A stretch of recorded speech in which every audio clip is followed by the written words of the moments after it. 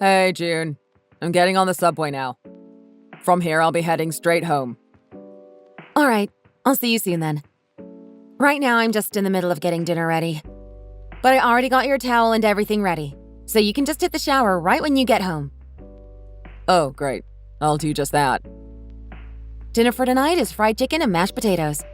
Sound good? Yeah, sounds great. Thanks, June.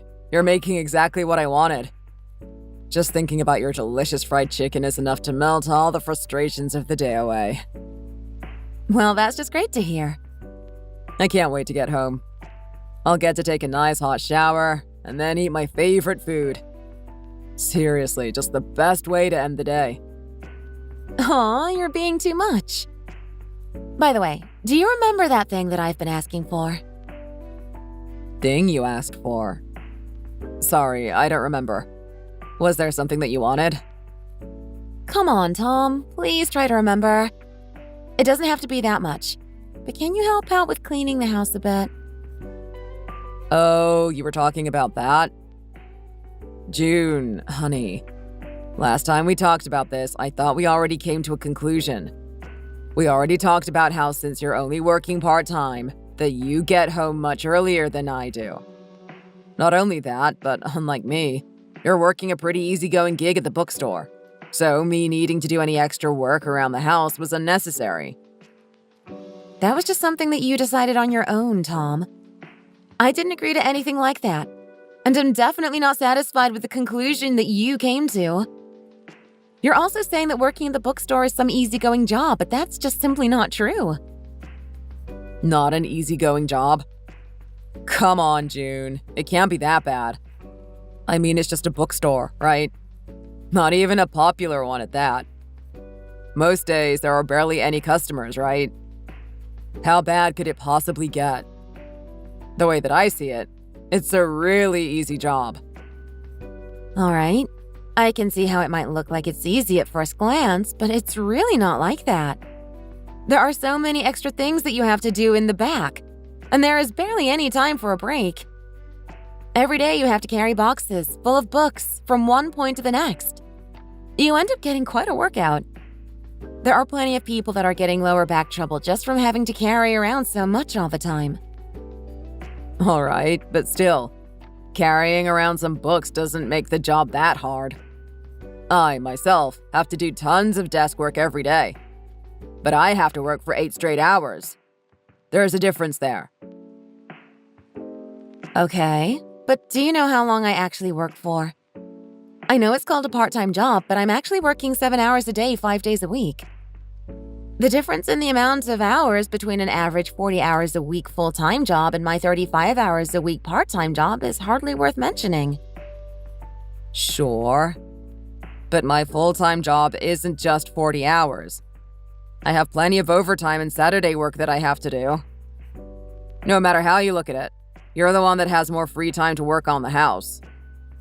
Am I wrong? Now, I know that you're working more than me. If you know, then stop making me say it. Unlike someone who works at some part-time job, I am working hard at my company trying to get money for the bills. I'm always busy, and every time I get off work, I'm completely exhausted. Tom, we're both working. Maybe not the same amount of hours, but I too get pretty worn out after coming home from work. Since we're both tired, couldn't it be at all possible to ask you to help out around the house? As I said, you don't have to do much. Just a little bit would really go a long way. Now, June, the work that I bring myself to do every day, slaving myself at the office, all of that is to put food on the table and pay the bills.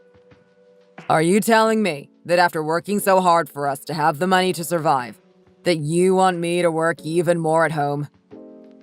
If I'm going to be forced to work on cleaning the house when I get home, what was the point of even getting married? Working on the house and making sure it's clean. That's the role of the wife. That's what we agreed upon when we got married. So, telling me that you can't handle the duties of a wife is akin to saying that you don't want to be a wife anymore. Is that it? I didn't mean it in that way at all. But, all right, Tom. I get it. I'll do my best and work on the house by myself. Great. Now, come on, June. Don't go out of your way to try and complain about things that are already working the way they are. You know that working at a proper job, I work at least twice as hard as you do, right? You also know that I am doing all this work just to make sure that we have food on our table and a roof over our heads. So, after a long day of work, please don't come to me with complaints like this. It'll just make me frustrated.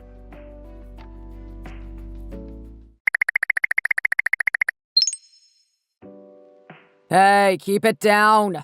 Stop pounding on the windows. You're making a racket. You're disturbing the neighbors with all that noise. More than that, what'll you do if you end up breaking a window?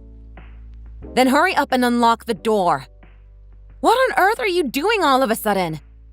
You get home and immediately just push me out of the house and lock the door? What are you talking about?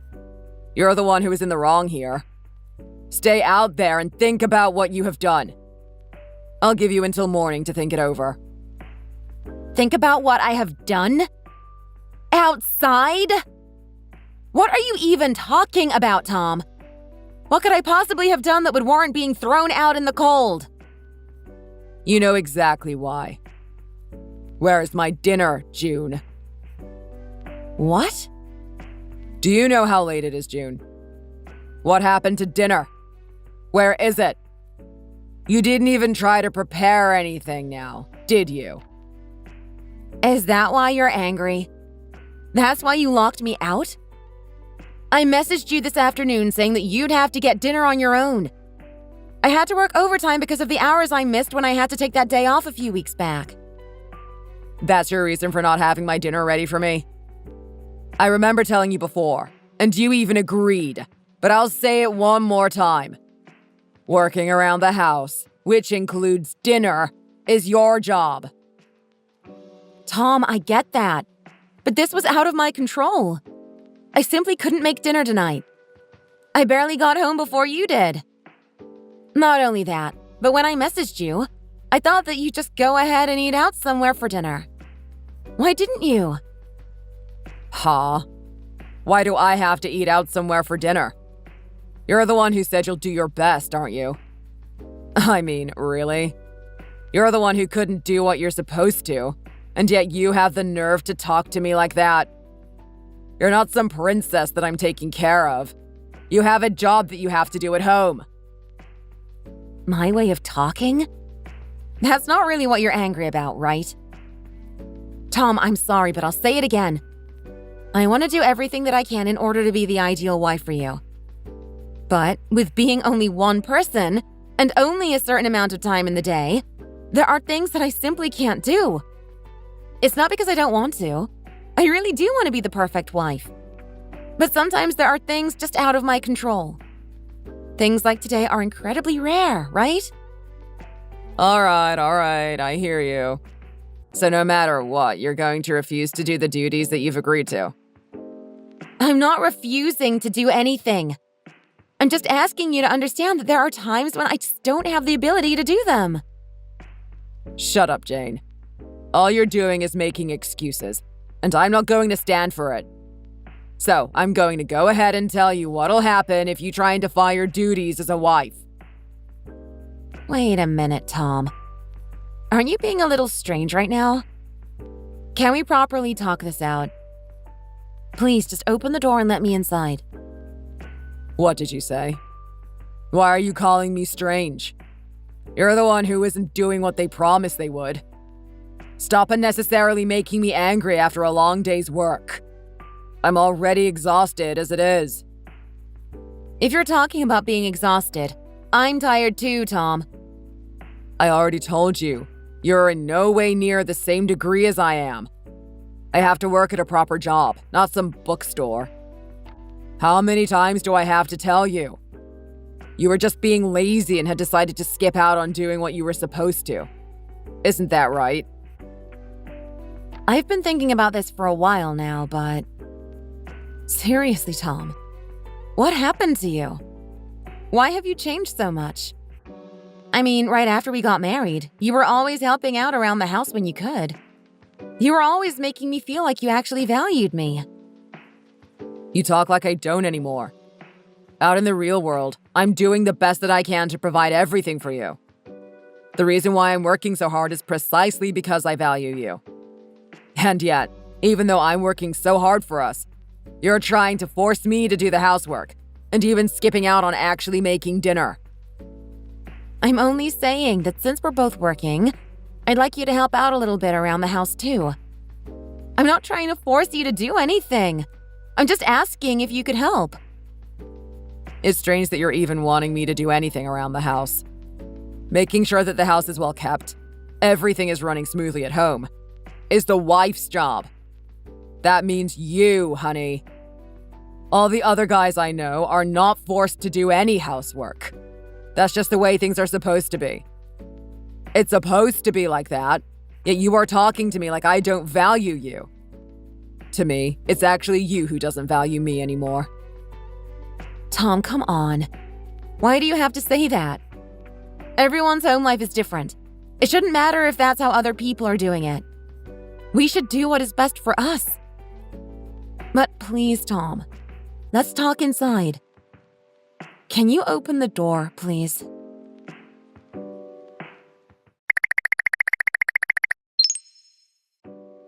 So, June, have you finally thought over what you've done? I'm going for another drink, so you still have some time to think it over. Make sure to think over it long and hard while I'm out. I'm not coming back for someone who isn't actually apologetic. But I'll make sure to come back before too long.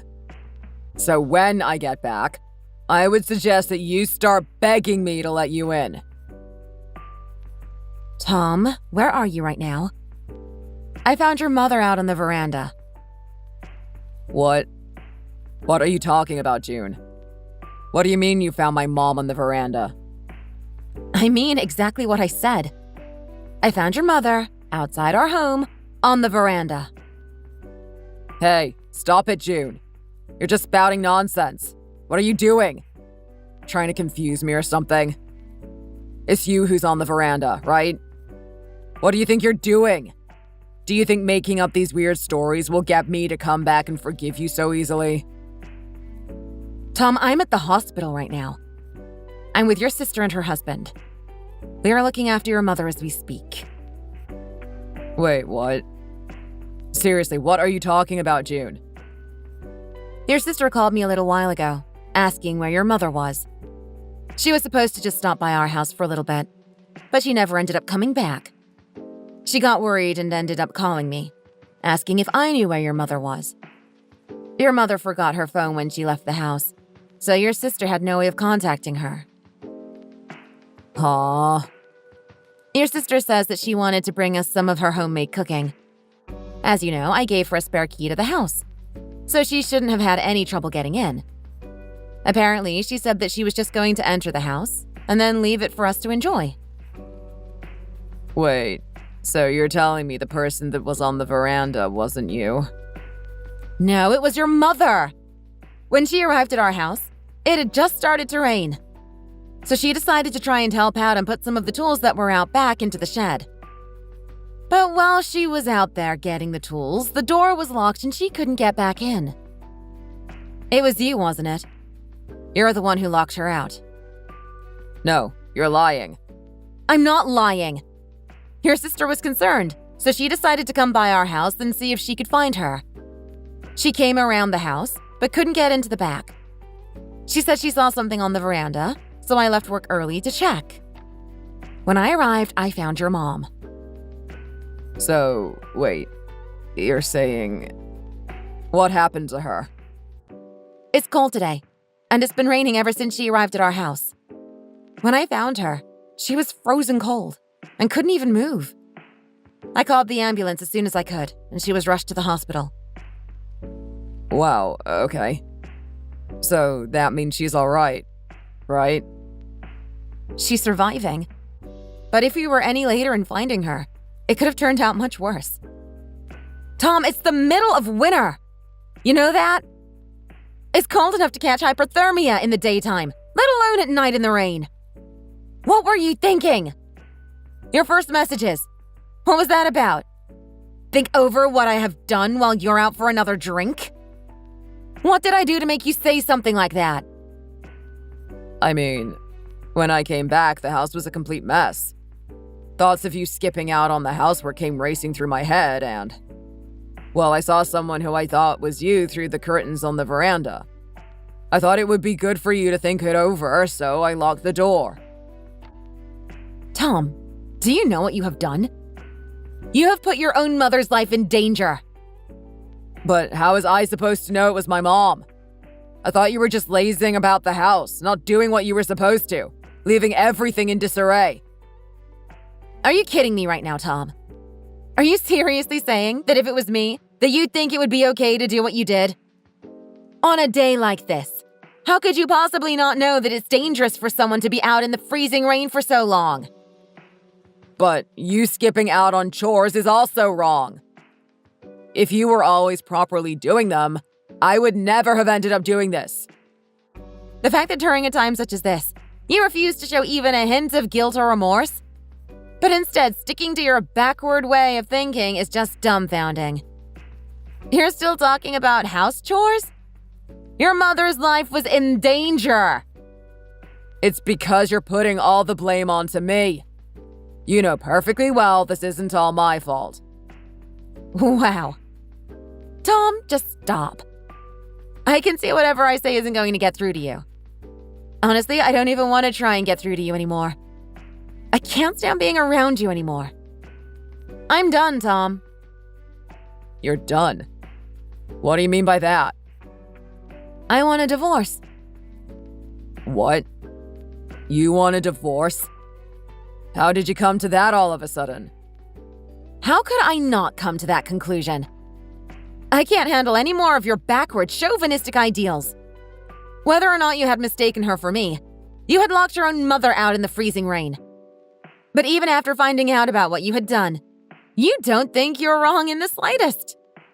I just can't handle being with someone like that. Now, wait a minute, June. I know that I got carried away, but this happened because you didn't actually do what you were supposed to. You never kept your promises. You're still spouting that nonsense? That's exactly why I am telling you I want a divorce. I can't be with someone who would do such things. Punish people who don't agree with what you have to say. Time and time again, locking me outside.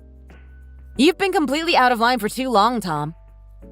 I might as well tell you now, but I've already made preparations for a divorce, even before the events of today.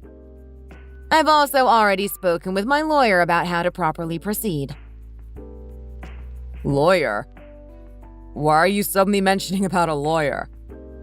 Proceed with what? How do you not understand?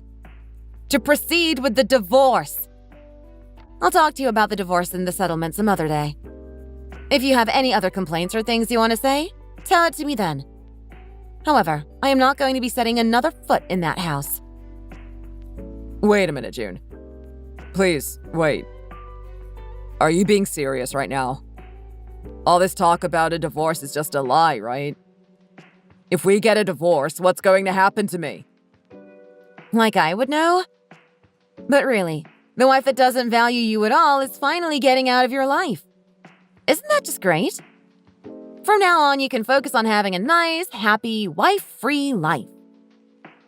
Wait, stop, June. You've got me all wrong. I never said any of that out of malice. I don't actually think that you don't value me. Come on, please come home. We'll discuss it together. Please, I'll apologize too. If you want, I'll beg for forgiveness. Just please come back. No, absolutely not. Your apologies don't mean anything. They have no value. This is all completely your fault. So take the rest of your life to think it over.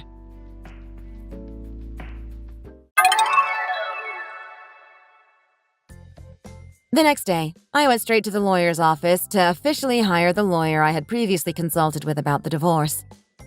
After hearing about what Tom had been doing throughout our marriage, the lawyer told me that I had a wonderful case for divorce and took the case. When Tom's actions concerning the endangering of his own mother's life were put on display for everyone to see during the trial, He became deathly pale. With the reveal, the divorce was set and I had received a large settlement for the mental damages he had caused during our marriage. For him, however, it was actually much worse. All of his horrible actions were revealed to his family. His mother, sister, and pretty much the rest of his family were furious with him, and they had all started cutting ties with him. As far as money goes, since he is just an average office worker, he didn't have enough money to actually afford to pay for the settlement. He was forced to sell the apartment that we owned, then use that money to scrounge up enough to actually pay the settlement. Somehow, his workplace also caught wind of the case and the things he had done. His work environment became hostile, so he ended up quitting. For now, he is living in a run-down apartment, living paycheck to paycheck from a minimum wage job he was able to find somewhere. On the other hand, after the divorce, I started to live alone. I finally realized how abusive the relationship I was in was, and am regaining my independence. I am taking my time and trying to lead a life full of joy and fun over fear. Thank you for watching, and don't forget to like and subscribe.